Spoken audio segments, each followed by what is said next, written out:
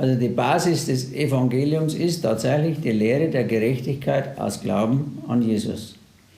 Und genau diese Gerechtigkeit und den Glauben daran, und diese Botschaft des Evangeliums bringt dir in deinem Leben geistliche Siege und vor allem auch den Segen Gottes rein in dein Leben. Zu diesem Thema gibt es viele Bibelstellen. Ich habe jetzt bloß einmal zum Beispiel Römer Kapitel 3 ab Vers 22. Gottes Gerechtigkeit ist durch Glauben an Jesus Christus für alle, die glauben. Denn es ist kein Unterschied. Denn alle haben gesündigt und erlangen nicht die Herrlichkeit Gottes und werden, unterstrichen, umsonst gerechtfertigt durch seine Gnade, durch die Erlösung, die in Christus Jesus ist. Ihn hat Gott hingestellt als einen Sühneort durch den Glauben an sein Blut zum Erweis seiner Gerechtigkeit wegen des Hingehenlassens der vorher gesehenen Sünden unter die Nachsicht Gottes, zum Erweis seiner Gerechtigkeit in der jetzigen Zeit, dass er gerecht sei und den rechtfertige, der des Glaubens an Jesus ist. Dann natürlich Paulus-Sätze, lang und verschachtelt, aber wichtig, die Aussage, die Gerechtigkeit kommt aus Glauben und sie kommt deshalb auch umsonst und nicht aus irgendwelchen Werken. Und er hat die Sünden unter seine Nachsicht vergeben und den Glaubenden damit Sündlosigkeit und Gerechtigkeit geschenkt. Und das macht er laut Hebräer 10,14 mit einem Opfer. Und da habe ich einem unterstrichen. Denn mit einem Opfer hat er die geheiligt werden, für immer vollkommen und in Klammern gerecht gemacht. Es ist kein weiteres Opfer mehr nötig.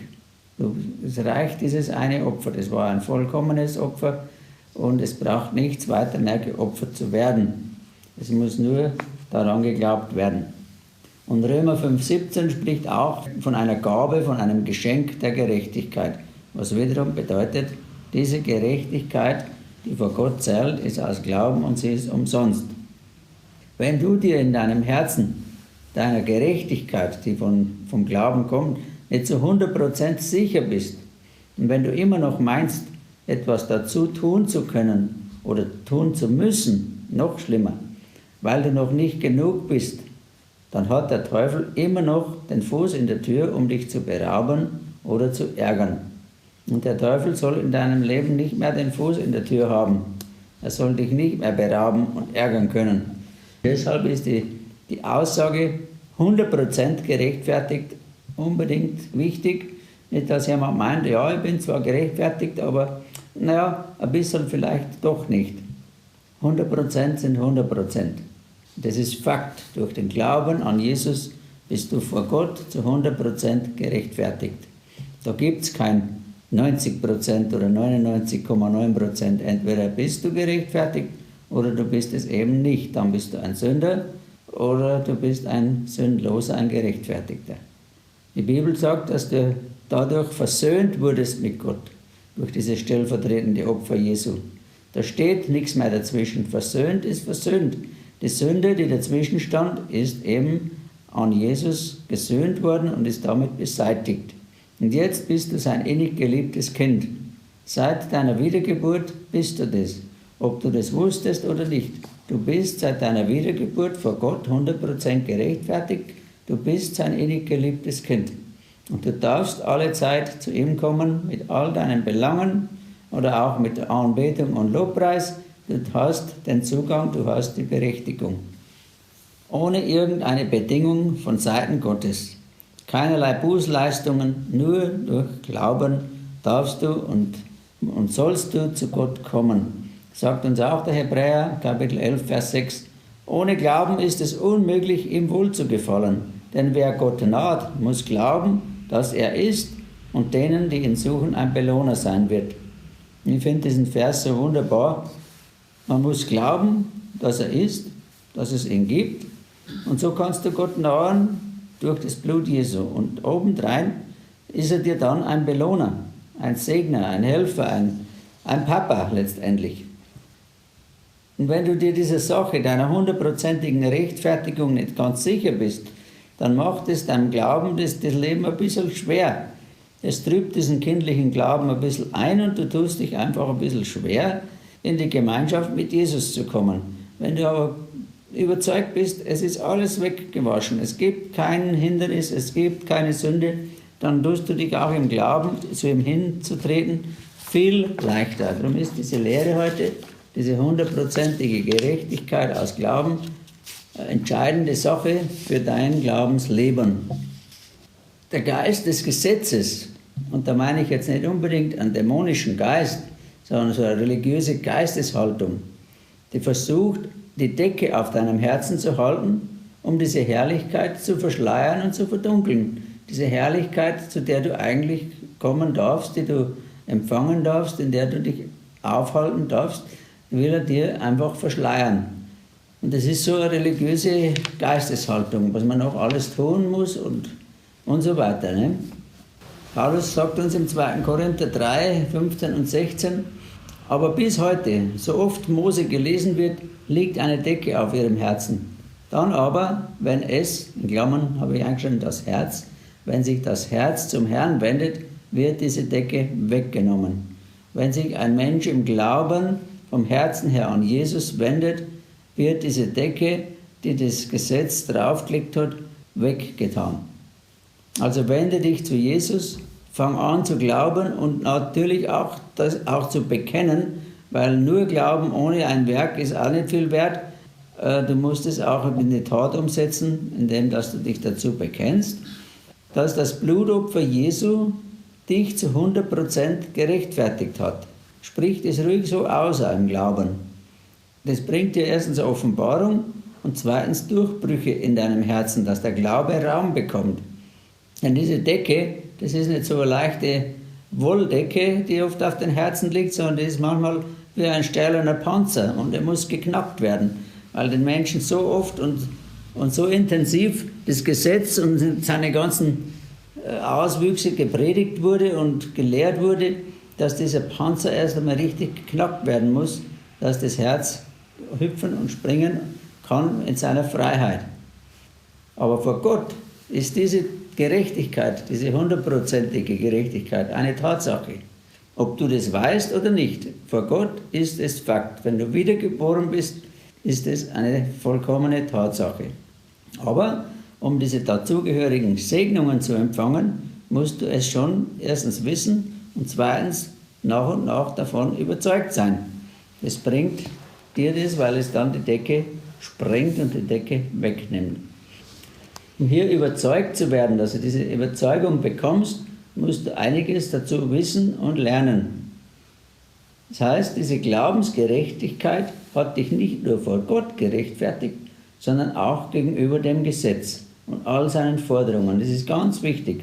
Also man tut sich vielleicht noch einigermaßen leicht, da man sagt, ja, vor Gott bin ich gerechtfertigt. Diese Rechtfertigung gilt auch gegenüber dem Gesetz mit all seinen Forderungen, Bestimmungen, Auflagen, Geboten und vor allem den Anklagen und der einhergehenden Verdammnis, die dieses Gesetz mit sich bringt, und den darauf folgenden Flüchen und Schuldgefühlen.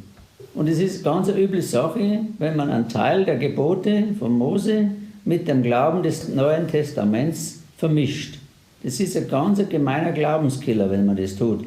Also trenne dich von diesem ganzen Gedankengut des Gesetzes und der Gebote und der Verdammnis und was noch du alles tun musst, dann schau auf das, was der Herr getan hat, was er am Kreuz getan hat. Das Gesetz darf dich nämlich als wiedergeborenen Christen nicht mehr anklagen. Es hat das Recht nicht mehr dazu, weil das Blut Jesu dazwischen steht. Die Schrift sagt uns in Kolosser 2,14, der Schuldschein, also den Schuldschein, den das Gesetz hervorruft, der ist zerrissen. Die Schuld ist gesöhnt, die ist gelöscht, die gegen dich war. Und du bist als Glaubender rechtmäßig freigesprochen. Also du wirst nicht irgendwann freigesprochen, du bist bereits freigesprochen, weil Jesus hat das Gesetz beseitigt. Die Schuld ist bezahlt und damit hat auch die Sünde keine Kraft mehr. Du kannst einmal 1. Korinther 15, 56 dazu studieren. Es ist für deine ganzen Sünden, die du jemals begangen hast, bezahlt. All die Sünden, die dir das Gesetz vorhalten möchte, dich in Verdammnis bringen möchte, dich daran erinnern möchte, da ist bereits bezahlt, die sind weggewaschen. Sie wurden praktisch bildlich gesprochen oder auch tatsächlich, nicht bloß bildlich, es ist tatsächlich passiert, sie wurden mit der Peitsche auf den Rücken von Jesus draufgeschlagen. Also Jesus wurde nicht bloß die Hand aufgelegt, dass er es übernimmt, sondern man hat ihm diese Sünden richtig gehend mit der Peitsche in seinen Rücken hineingegraben, auf seinen Rücken draufgeschlagen. Und da hat es genommen, hat es aus Jerusalem hinausgetragen, auf den Berg Golgotha hinauf an das Kreuz. Deine Sünden, da vergisst es nicht, vielleicht stellst du dir das einmal bildlich vor, wie deine Sünden mit der Peitsche auf Jesu Rücken geschlagen wurden und wie es er getragen hat, wie er das Kreuz dann getragen hat. Er hat so gemacht wie im Alten Testament der Sündenbock, das ist das Bild dazu, wie der Sündenbock, den man mit Sünden beladen in die Wüste hinausgetrieben hat. Kannst du nachlesen in 3. Mose 16, 21 und 22. Dieser Sündenbock trug die Sünden dessen, der die Hand auf den Bock legte, hinaus in die Wüste und starb dort mit diesen Sünden. So hat Jesus unsere Sünden hinausgetragen aus Jerusalem und er starb oben auf Golgotha am Kreuz. Jemand hat einmal gesagt, der arme Bock, der kann doch gar nichts dafür. Ja, aber Jesus konnte auch nichts dafür. Und genau das ist das Geheimnis des Evangeliums. Ein sündloser, ein Opferlamm, ein sündloses Opferlamm wurde dafür benutzt, ein sündloser Mensch in unserem Fall. Und er hat sich für uns zur Sünde gemacht und er trug das hinaus, um uns davon frei zu machen. Und er hat es nicht bloß getragen, er hat es sogar ertragen, erlitten, diese ganze Folter, die ihn erwischt hat, damit sie uns nicht erreicht. Er hat es ertragen, er hat es erlitten und hat damit den sündigen Erdboden mit seinem ganzen Blut getränkt. Kann man nicht vorstellen, dass noch recht viel Tropfen Blut in Jesus seinem Leib drin geblieben ist nach dieser Tortur, nach der Kreuzigung und nachdem man auch noch mit der Lanze in seine Seite, in sein Herz hineingestochen hat. Sein Blut hat den Erdboden getränkt. Ja, aber dieser Satan, der hat sein religiöses Mäntelchen angezogen und hat den Christen das Gebot, das Gesetz wieder untergejubelt. Hat sie letztendlich von der Gnade weggezogen mit diesem Mittelchen. Er sagt ihnen, das Gesetz steht doch auch in der Bibel. Und die 10 Gebote, die sind doch richtig gut. Er hat letztendlich das Evangelium der Gnade damit vermischt und verdreht. Altes Testament in die Suppe, Neues Testament in die Suppe, ein bisschen Tradition in die Suppe und ein bisschen Symbolik noch rein und dann ganz gut umgerührt. Und dadurch hat er den Fuß in die Türe der Gemeinde gebracht und hat letztendlich den Sauerteig der Pharisäer und Schriftgelehrten in die Gemeinde eingeschleust. Die Gemeinde Jesu, die Gläubigen auf dieser Erde, haben nicht aufgepasst scheinbar. Das ist das Problem. Und Jesus sagte aber, seht zu, hütet euch vor dem Sauerteig der Pharisäer und Sadduzäer. Matthäus 16,6. Was haben jetzt diese Pharisäer und Sadduzäer gemacht? Was waren das für Leute? Sie predigten den Menschen Gesetze und Vorschriften. Und wenn jemand dieses Gebot übertreten hat, wurde er sofort hart gestraft, wie die Ehebrecherin, die man zur Steinigung vor Jesus gebracht hat. Es waren schon raue Sitten. Und Jesus, mit wem hatte er Probleme? Mit den Römern und den Heiden weniger, wenn nicht gar nicht. Probleme hatte Jesus immer mit den Gesetzesleuten. Und so ist es auch heute noch, dass die wirklich Gläubigen mit den gesetzlichen Leuten Probleme haben. Jesus hat zu den Pharisäern, Schriftgelehrten manchmal ziemlich deutlich gesprochen. Ich lese mal vor aus Matthäus 23, Vers 25 bis 28. Wehe euch, Schriftgelehrte und Pharisäer, ihr Heuchler, denn ihr reinigt das Äußere des Bechers und der Schüssel, inwendig aber sind sie voller Raub und Unenthaltsamkeit. Blinder Pharisäer, reinige zuerst das Inwendige des Bechers, damit auch sein Auswendiges rein werde. Wehe euch, Schriftgelehrte und Pharisäer, ihr Heuchler, denn ihr gleicht übertünchten Gräbern, die von außen zwar schön scheinen, inwendig aber voll toten Gebeinen und aller Unreinigkeit sind. So scheint auch ihr von außen zwar gerecht vor den Menschen, von innen aber seid ihr voller Heuchelei und Gesetzlosigkeit. Also es sind sehr harte Worte, die Jesus den Pharisäern und Schriftgelehrten da gesagt hat. Kann man vorstellen, dass sie einen roten Kopf gekriegt haben vor lauter Wut und Zorn. Aber Jesus meinte, die Menschen müssen von innen gereinigt werden. Dieser Becher, diese Schüssel ist eine Bildersprache. Von innen muss es gereinigt werden. Nicht bloß von außen schön ausschauen, sondern von innen muss es gereinigt werden. Und genau das ist es, was das Evangelium aussagt. Es ist ein Werk des Geistes, das die Menschen von innen her reinigt. Und dann werden sie auch auswendig schön sein, von außen her und nicht umgekehrt. Die sich von außen bloß schön stellen und innen der Geist kein Werk tun kann, das sind die Heuchler. Beides zusammen funktioniert einfach nicht. Das Gesetz klingt so, wie ein Pharisäer einmal gebetet hat. Lukas 18, 11 und 12. Der Pharisäer stand und betete bei sich selbst so: Gott, ich danke dir, dass ich nicht bin wie die übrigen der Menschen, Räuber, Ungerechte, Ehebrecher oder auch wie dieser Zöllner. Ich faste 2-mal in der Woche, ich verzehnte alles, was ich erwerbe und so weiter. So klingt das Gesetz. Er vertraute letztendlich auf seine Werke und mit diesen Dingen wollte er vor Gott punkten. Er hat nicht auf das Erlösungswerk von Jesus geschaut. Er hat nicht auf die Gnade gehofft, sondern er vertraute eben auf seine Werke. So ist ein gesetzlicher Mensch. Und wenn die Christen das Gesetz und das Evangelium, die gute Botschaft, untereinander vermischen, dann passiert genau Folgendes. In Galater 5, ab Vers 4 bis Vers 6 und 9. Ihr seid von Christus abgetrennt, die ihr im Gesetz gerechtfertigt werden wollt. Ihr seid aus der Gnade gefallen. Wir nämlich erwarten durch den Geist aus Glauben die Hoffnung der Gerechtigkeit. Denn in Christus Jesus hat weder Beschneidung noch Unbeschnittensein irgendeine Kraft, sondern der durch die Liebe wirksame Glaube. Ein wenig Sauerteig durchsäuert den ganzen Teig. Und dieses wenig habe ich hier noch unterstrichen, weil viele meinen, ja, das macht doch nichts. Doch, ein wenig macht schon was, weil ein wenig den ganzen Teig durchsäuert. Es ist letztendlich eine Giftmischerei. Und in Christus Jesus geht es nicht um beschnitten oder unbeschnitten, sondern es geht um den Glauben, der durch die Liebe Gottes wirksam wird. Das ist die Basis. Also lasst nicht zu, dass man in dein Herz Sauerteig hineinbringt. Und so viele christliche Gemeinschaften haben diesen Fehler begangen. Sie haben sich letztendlich mit einem Pseudo-Christentum verbunden. Weißt du, dass es ein Pseudo-Christentum gibt, das nach außen christlich ausschaut und eigentlich gar kein Christentum ist. Und wenn man sich mit dem verbindet, und wenn es nur ein wenig ist, durchsäuert es den ganzen Teig und er wird schlecht und damit kraftlos. Da werden die Christen durchsäuert, schwach, blind für die Schönheit des Evangeliums der Gnade. Und nach und nach legt sich dieses schwere Joch des Gesetzes auf ihren Hals und sie werden vom Segen abgeschnitten. Und sie fragen sich, ja, warum tut denn der Herr nichts? Ja, wo ist denn der Herr? In Wirklichkeit hat dieses Gesetzliche, dieses Sauerteig, dieses klein wenig, alles vergiftet. Pseudo, dieses Wort, bedeutet, dass etwas nicht echt, sondern nur nachgemacht und nachgeahmt ist.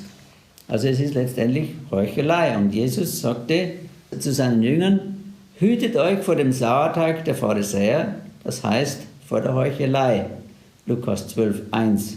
Dieser Sauerteig der Heuchelei, vor dem sollen sich die Jünger hüten. Ein ungeheuchelter Glaube ist nämlich ein echter Glaube.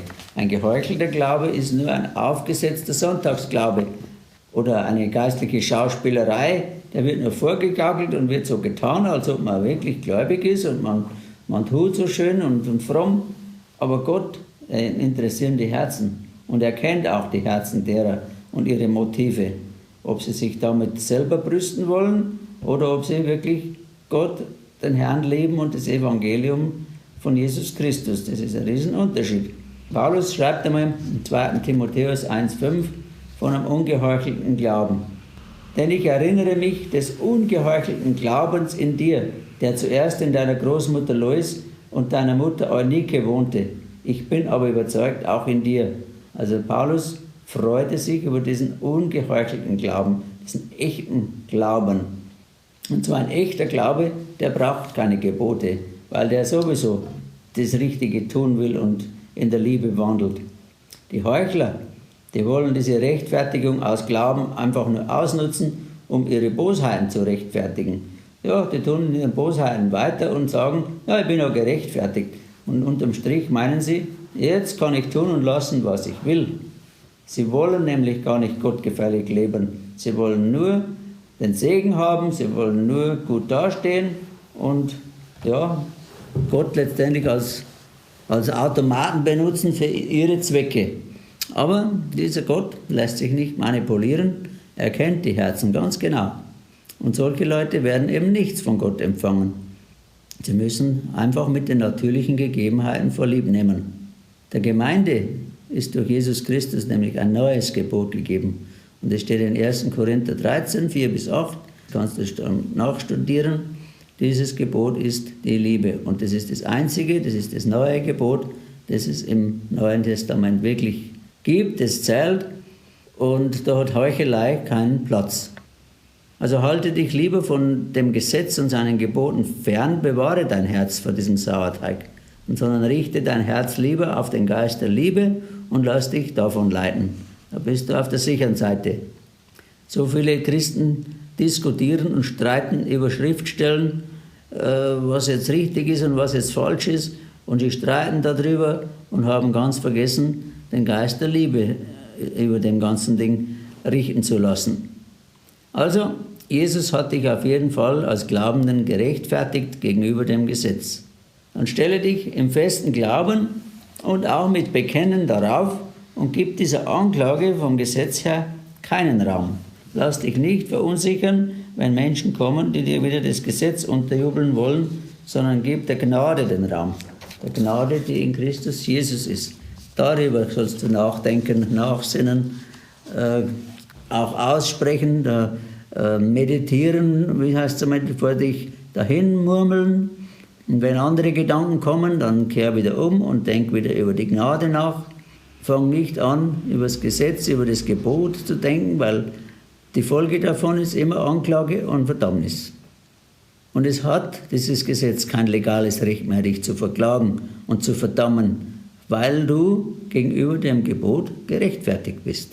Und wenn du das erkannt hast und das im Glauben festhältst, dann wird auch der Fluch des Gesetzes keinen Raum mehr haben und er wird dich nicht mehr erreichen, sondern der Segen der Gnade und des Glaubens letztendlich wird fließen in deinem Leben. Vergiss es nicht, du hast dir die Stellung der Gerechtigkeit nicht erarbeitet, sondern du bist umsonst in die Stellung eines Gerechten gesetzt worden. Römer 5,19 bestätigt dies, denn wie durch des einen Menschen Ungehorsam die vielen in die Stellung von Sündern versetzt worden sind, so werden durch den Gehorsam des einen, hier Jesus, die vielen, die Glaubenden, in die Stellung von Gerechten versetzt werden. Es ist deine Stellung, aufgrund des Glaubens, nicht weil du so super warst. Und dieser Geist des Gesetzes, diese Gesetzlichkeit, diese Geisteshaltung oder innere Einstellung, die verdrängt diese Gnade. Und dann wird das Christenleben zäh und schwierig. Also treibe diesen gesetzlichen Geist hinaus aus deinem Leben. So wie Paulus das als Beispiel anführt, wie Abraham Hagar, die Sklavin, vertrieb. Das steht im Galater 4, 30-31. Was sagt die Schrift? Stoße die Magd und ihren Sohn hinaus, denn der Sohn der Magd soll nicht mit dem Sohn der Freien erben. Daher, Brüder, sind wir nicht Kinder einer Magd, sondern der Freien. Für die Freiheit hat Christus uns frei gemacht. Steht nun fest und lasst euch nicht wieder durch ein Joch der Sklaverei belasten. Also diese Magd, diese Hagar steht für das Gesetz und das soll man hinaustreiben. Und Sarah steht für die Freiheit. Und da sagt uns der Paulus, da sind wir nicht Kinder einer Magd, sondern Kinder einer freien Frau, nicht einer Sklavin. Und der Paulus sagt hier, dass das Gesetz ein Joch der Sklaverei ist und es soll uns nicht wieder belasten. Also wer will schon unter einem Sklavenjoch, das noch dazu schwer ist, eine schwere Last ist, gehen? Das will keiner von uns und der Herr will es auch nicht. In der Apostelgeschichte sagte Petrus so etwas Ähnliches, als die Leute versuchten wollten, wieder den Glaubenden das Gesetz zu predigen. Er sagt hier Apostelgeschichte 15,10, nun denn, was versucht ihr Gott? Ein Joch auf den Hals der Jünger zu legen, das weder unsere Väter noch wir zu tragen vermochten. Also es ist wieder dieses Joch des Gesetzes, das sie ihnen wieder auflegen wollten. Und der Petrus sagt, das haben weder unsere Vorfahren, unsere Väter tragen können und wir haben es auch nicht geschafft. Es geht einfach nicht. Es ist dieses Joch des Leistungsdenkens. Du musst oder du darfst nicht, du passt noch nicht, du bist ein wertloser Versager, du bist ein Sünder, du musst Gott noch mehr dienen, dass er dich liebt und dass du in den Himmel kommst und dass er dich segnet und es wird nie genug sein. Und irgendetwas hast du bestimmt wieder falsch gemacht. Also das Gesetz, das ist ein Joch, das bringt immer Verdammnis mit sich. Darum soll man sich wirklich extrem davon fernhalten und sich das ja nicht wieder auflegen lassen. Dieses Joch konnten weder die Väter noch die Apostel noch du und ich tragen und wir müssen es auch nicht tragen. Es reicht, dass es Jesus getragen hat in Form des Kreuzes, das er auf Golgotha hinaufgeschleppt hat, an den sie ihn dann genagelt haben. Du und ich, die Glaubenden, wir sind innig geliebte Kinder Gottes, wir sind Heilige und wir sind wertvoll und wir sind geliebt und so weiter und so fort. Wir sind keine Diener oder Sklaven mehr. Wir sind Söhne und Töchter Gottes, freie Söhne und Töchter. Und selbstverständlich darfst du als Sohn oder Tochter deinem Papa auch dienen, aber aus Liebe und nicht, weil du musst, aus Zwang. Das ist ein Riesenunterschied. Das schwere Joch des Gesetzes brauchen wir nicht mehr tragen. Du und ich, wir sind von diesem von diesem Joch des Gesetzes befreit und damit auch letztendlich von der Sünde und seinen Anklagen. Die Strafe, die hat Jesus bereits im Voraus erlitten, er hat bezahlt. Die Sünde wird nicht über uns herrschen, weil das Gesetz, das der Sünde Kraft über die Menschen gab, durch Jesus beseitigt wurde.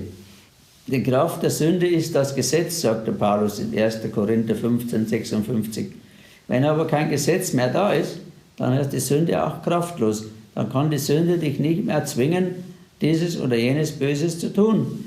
Dann ist die Liebe dies, die dich leitet, die dich bewegt, dieses oder jenes zu tun oder zu lassen. Und das ist ein Riesenunterschied. Und wenn jemand das Gesetz predigt oder nach Gesetz zu leben versucht, dann gibt er der Sünde wieder Autorität, ihn zu beherrschen. Und er wundert sich, jetzt bemüht er sich so sehr, das gottgefällig zu leben und er schafft es einfach nicht. Genau wie die Vorfahren, sie haben es auch nicht geschafft. Christus ist des Gesetzes Ende jedem Glaubenden zur Gerechtigkeit. Das ist ein Vers, den musst du dir unbedingt auswendig lernen, einprägen, festhalten. Mit Jesus Christus ist das Gesetz Ende. Und Ende heißt Ende. Und es kann nicht durch die Hintertür wieder rein.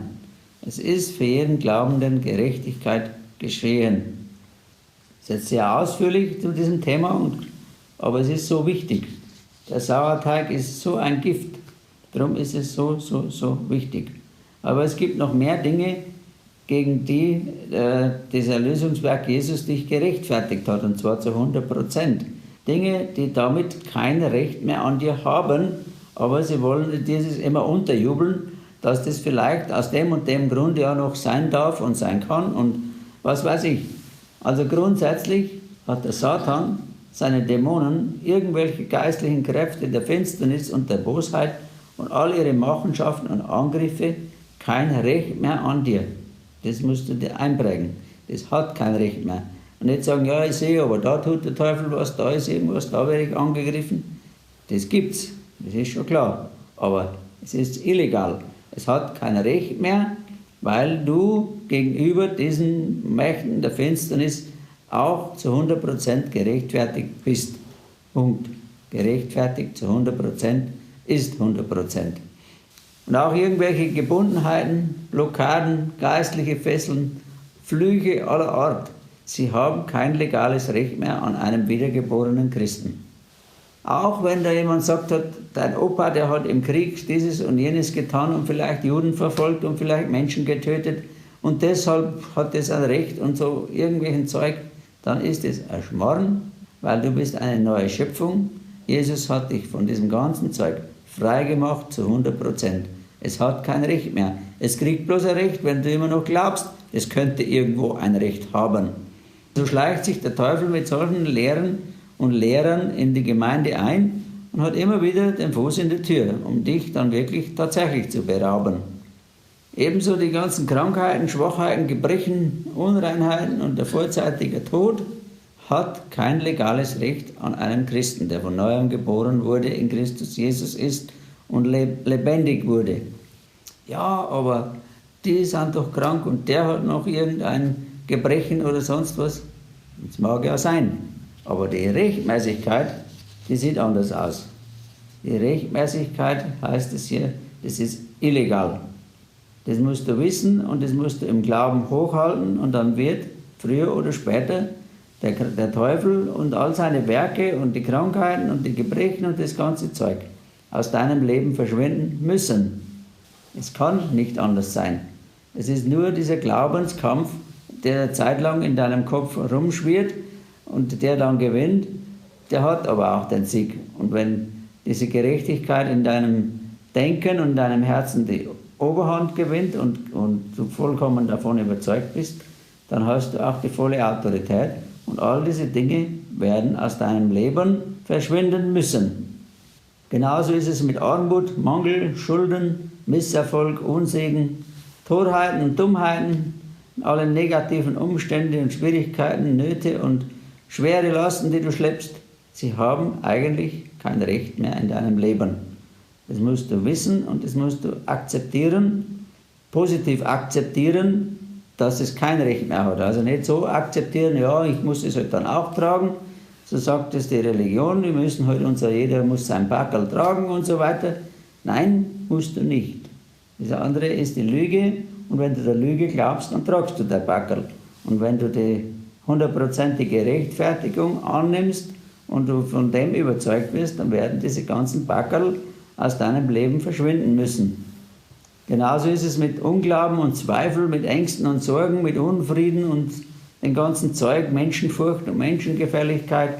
Das Zeug muss sich verdünnisieren, weil diese Rechtfertigung zu 100% nicht standhalten kann. Also wende deinen Glauben in diesen Dingen an, die dir Probleme bereiten. Setze es in die Praxis um. Ich gebe dir da einen richtigen Ansatz dafür, das nicht bloß zu hören und sagen, ja, gute Predigt, sondern dass du das in die Tat umsetzt, dass du diese Dinge, die dich in Probleme halten oder die dich binden, dass du die angehst und sagst, die müssen alle verschwinden, weil ich gegenüber den Dingen zu 100% durch das Blut Jesu gerechtfertigt wurde. Trainiere das, übe das, mach es im Glauben und du wirst den Kampf gewinnen und das Zeug wird verschwinden aus deinem Leben. Und umso eher du das erkennst und an die Tat umsetzt, umso eher wird auch in deinem Leben das Zeug verschwinden und du wirst Siege haben. Also du hast gegenüber all dem Zeug, das dich piesackt, hast du Rechtfertigung, du bist am längeren Hebel, du bist oben auf, nicht die Umstände, nicht der Teufel, du bist der. Du hast den Namen Jesus geschenkt bekommen und du hast seine Rechtfertigung geschenkt bekommen und du kannst und du musst und du darfst etwas gegen das andere Zeug unternehmen. Also wieder zusammengefasst, 100%ige Rechtfertigung ist 100%ige Rechtfertigung und sie gehört dir seit dem Tag deiner Wiedergeburt. Als du Jesus in deinem Leben aufgenommen hast, als du dich zu ihm bekannt hast, gehört dir das. Vielleicht hast du es nicht gewusst, aber es ist dein Eigentum in Christus Jesus. Und jetzt lass du keine Restverdammnis mehr zu. Lass nicht mehr zu, dass dich irgendein Gebot, ein Gesetz oder ein Gesetzeslehrer dich in eine Verdammnis bringt. Und auch dann nicht, das musst du auch noch wissen, auch dann nicht, wenn du tatsächlich einmal was falsch gemacht hast. Ich sage es so unverblümt, wenn du tatsächlich einmal gesündigt hast. Das ist eine Sache zwischen dir und deinem liebenden Papa. Da hat sich der Teufel gar nicht einzumischen mit seinen Anklagen und dem Gesetz. Also wenn du was falsch gemacht hast, dann musst du das mit deinem Papa besprechen und vielleicht um Vergebung bitten und vielleicht bitten, dass er dir hilft dabei, rauszukommen aus diesem Fehler, aus dieser Sünde, aus diesem Verhalten. Aber der Teufel und das Gesetz und seine Anklagen hat sich da nicht einzumischen. Weil selbst wenn du gesündigt hast, bist du immer noch Gottes Gerechtigkeit. Du bist nicht plötzlich wieder ein Ungerechter und ein Sünder, denn die Stellung hat dir Jesus geschenkt. Du hast seine Stellung Und weil er niemals ein Sünder war, wirst auch du niemals mehr ein Sünder sein. Und wenn du noch negative Dinge in deinem Leben siehst und erlebst, dann kann das sein. Aber wie gesagt, es ist illegal. Es dürfte eigentlich nicht sein. Und du da sollst es auch nicht akzeptieren. Deine Backerl sollst du nicht selber tragen, sondern Jesus hat die Backerl getragen. Denk wieder an die Peitsche, die auf seinen Rücken alles draufgeschlagen hat. Diese Dinge sind auch nicht von Gott gesandt, die dich piesacken, die dich belasten, sondern es ist der Teufel dahinter. Er ist der Schwindler, der Dieb, der Lügner, ein Mörder. Nicht Gott. Von Gott kommt das Böse und das Schlechte nicht. Das gibt's nicht. Gut, und wenn Zweifel auftauchen an dieser 100%igen Rechtfertigung, so ungefähr, naja, ob das wirklich so ist, halb fühle ich mich wieder ganz ungerecht und irgendwie stimmt es dann doch nicht so, weil ich fühle mich ganz anders, dann schalt um, sag hoppla, ich bin gerechtfertigt, weil ich bin ein Glaubender. Leg dann auch ein Glaubensbekenntnis ab und du wirst merken, deine Gedanken und deine Gefühle werden sich wieder zurechtbiegen. Und dann wirst du dir immer mehr dieser 100%igen Rechtfertigung bewusst und du wirst auch immer mehr den Segen, den vollen Segen erleben, weil er dir gehört, weil du diesen Segen damit geerbt hast. Jeder Grund für irgendeinen Unsegen ist durch Jesus beseitigt worden. Du hast das legale Recht auf den Segen Gottes, auf das Erbe Abrahams durch Jesus Christus empfangen, weil Jesus ist der Erbe und du bist sein Miterbe geworden. Und wenn Jesus das schon geerbt hat und du ein Miterbe bist, dann kann dir das einfach niemand nehmen. Der Satan und die ganzen religiösen, verführten Menschen möchten dich einfach von dieser 100% Rechtfertigung wegbringen. Sie möchten dich vom Gegenteil überzeugen. Ja, wir sind doch alle Sünder, ist so der allgemeine Tenor. Und die 10 Gebote und wir müssen die doch halten. Nein, das müssen wir eben nicht mehr. Und die Verdammnis, in die sie dich bringen wollen, das wäre ihnen gerade so recht. Aber deine Stellung als erlöstes Kind Gottes musst du festhalten, die musst du im Glauben hochhalten und irgendwann geben sie es dann schon wieder auf. Der Satan soll seinen Fuß nicht mehr in deiner Tür haben. Ja, was ist jetzt, wenn du die Gebote sogar relativ gut einhältst und du ein recht besonders guter, ja, rechtschaffener Christ bist? Wird es dann dir gut angerechnet oder was ist dann? Unterm Strich ist es so, auch dann versuchst du das Gesetz zu halten, auch wenn du das gut hinkriegst. Und es wird immer den Fluch nachziehen, weil es einfach nicht aus Glauben ist, sondern aus Werken. Römer 9,32 sagt uns das. Aus Werken wird kein Mensch vor Gott gerechtfertigt, weder aus schlechten noch aus guten Werken. Zuerst kommt der Glaube, der bringt dir die Rechtfertigung und aus dieser Rechtfertigung, aus Glauben werden dem gute Werke folgen. Nicht umgekehrt, nicht du musst Werke tun, um gerecht zu werden, sondern du wirst gerechtfertigt und dann wirst du die guten Werke hervorbringen, die Frucht hervorbringen.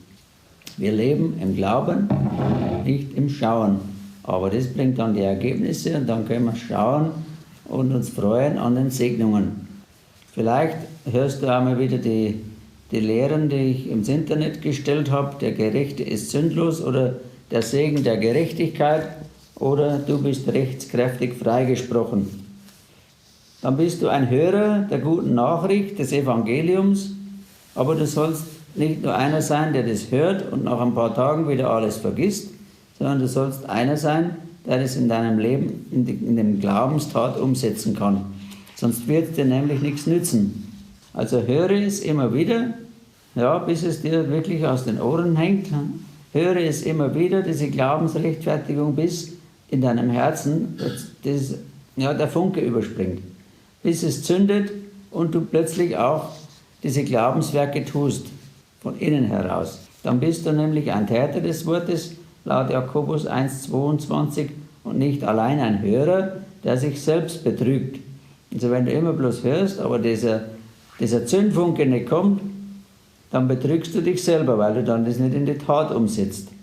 Also behaupte immer wieder, du bist zu 100% gerechtfertigt vor Gott und gegenüber all dem Bösen. Da kannst du detaillierte Glaubensbekenntnisse ablegen und im Sieg Jesu leben, nicht mehr unter dem Joch des Satans zu leiden. Das ist so ein Glaubenskampf, der läuft ab zwischen Schauen und Glauben, zwischen falschen und richtigen Denken, zwischen falschen Handeln und richtigen Handeln oder falschen Reden und richtigen Reden. Das ist dein Teil, diesen Glauben zu nehmen und diesen Glauben nach und nach in die Tat umzusetzen. Jesus hat seinen Teil getan, er hat dich zu 100% gerecht gemacht und das ist das, was zählt und was letztendlich die Auswirkungen auf dein Leben hat. Punkto. Amen.